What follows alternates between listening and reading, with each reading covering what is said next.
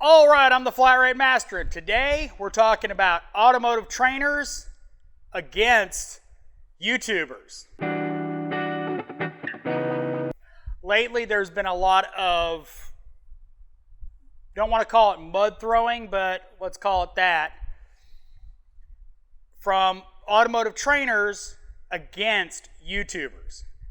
Guys like Keith DeFazio, Keith Perkins, Eric O. Scanner Danner's been exempt, but we'll get into that in a little bit. Cody's Auto Diagnostics, Diagnose Dan, Voltage Drop Diagnostics, Super Mario Diagnostics, free training, channels that do advanced diagnostic videos. Why are the automotive trainers pissed about it? Because, well, let's be honest, it costs them money. Their argument is, no, we need to keep all that information secret. It devalues the industry. Okay, but yet on the other side of it, they talk about 90% of the technicians out there are crap, but they don't want to help except unless they're getting paid.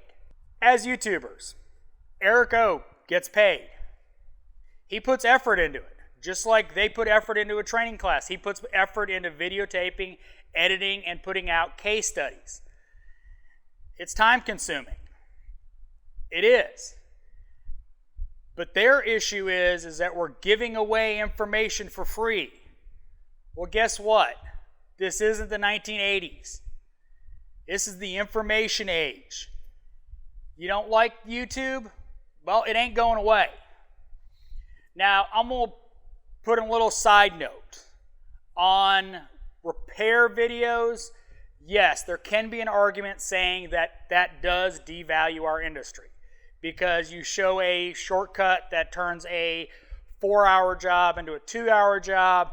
A consumer can look that up and go, wait, you're charging me 4 hours and this it really is a 2-hour job. What the heck? But on the other side of it, that's also a resource for technicians. You know, let's be honest. But the argument does not stand when it comes to advanced diagnostic techniques. I'm sorry, it does not. You want to talk about how bad the industry is and how much you want to raise it up. Nope, we got to keep it secret unless you come to my training class. Then I'll give you all the information you need to make money. It's like an infomercial. I'm sorry. I go to a ton of training. I spend a lot of my own money going to training. You know, there's lots of great instructors out there. You know, I'll be going to a Brandon Steckler class in July. I'm excited about it. He's a great instructor. Now, WorldPack is actually paying for my class, but I'm still excited to go. I'd pay for it anyway. But my point of all this is, as technicians, we need every resource we can. We still need to go to training. I'm not going to let up on that. We still need to go to training. YouTube is not a replacement for training. It's a great supplement for training. That's the point of it. Seeing other people's diagnostic process might change yours, might give you different perspectives. I love seeing that. I love seeing Eric O's take on a diagnostic process. I love Keith DeFazio's process. I love seeing all those different processes because I can cherry pick. I can do a little from here, a little from there, and meld it into my process to help me be more efficient diagnosing cars. Now, I talked about it a minute ago, but they left Scanner Danner alone. He's the big dog in this business. In the diagnostic YouTubers, he's the big dog. Why they left him alone? Because I can tell you right now, a absolute ton of technicians in this business can credit Scanner Danner with helping them along their path doing diagnostic work. Why? Because he teaches fundamentals. He does it on YouTube. So, you know, you're sitting there at lunch, you can watch Scanner Danner, develop your process, but yet he does it on YouTube. Why is he not? Oh, yeah, that's right, because I don't know. Speaking of which, me too. I mean, I love Paul. I got to meet him at TST. He's a cool dude in person. and he's helped a tremendous amount of people in this industry advance their skills. It pisses me off to no end that these automotive trainers are more concerned about their personal pocketbook, because that's what it's really about. It's really about, well, I'm losing money because I'm doing these classes and not enough people are coming, so it must be the fault of the YouTubers. You know what? Market your stuff better. PJ, Cody talking about they didn't know about vision because it's not really marketed. Advanced diagnostic classes. You want butts in the seats? Well, go on YouTube, give them a snippet of the class and go, here's my class schedule, here's my website. Go here to sign up. Give them a taste. Get their butts in the seats.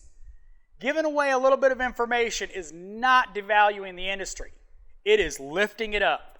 And I'm sorry, but that's the way it is. YouTube's not going away, but you guys might, because to give an example of what some of the training out there is, you know, you go to advanced diagnostic class and they're talking about a 99 Ford Explorer with a lean code. If you've been in this business for more than a few years, you've worked on an Explorer with a lean code. You know, GDI classes. I've been to several, and unfortunately for me, I could have taught all of them.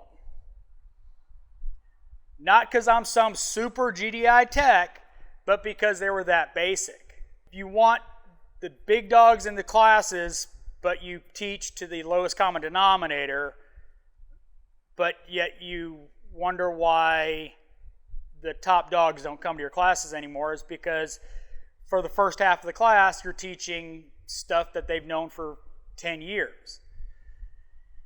You got to update your training. You got to update your marketing.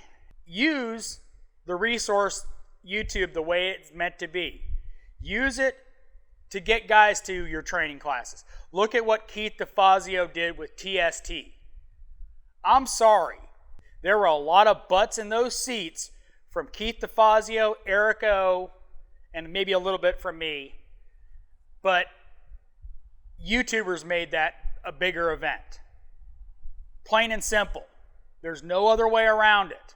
YouTubers made that event bigger. I know this was a long rant, but it pissed me off that they're fighting with us. So thanks for watching. I am the Flat Rate Master.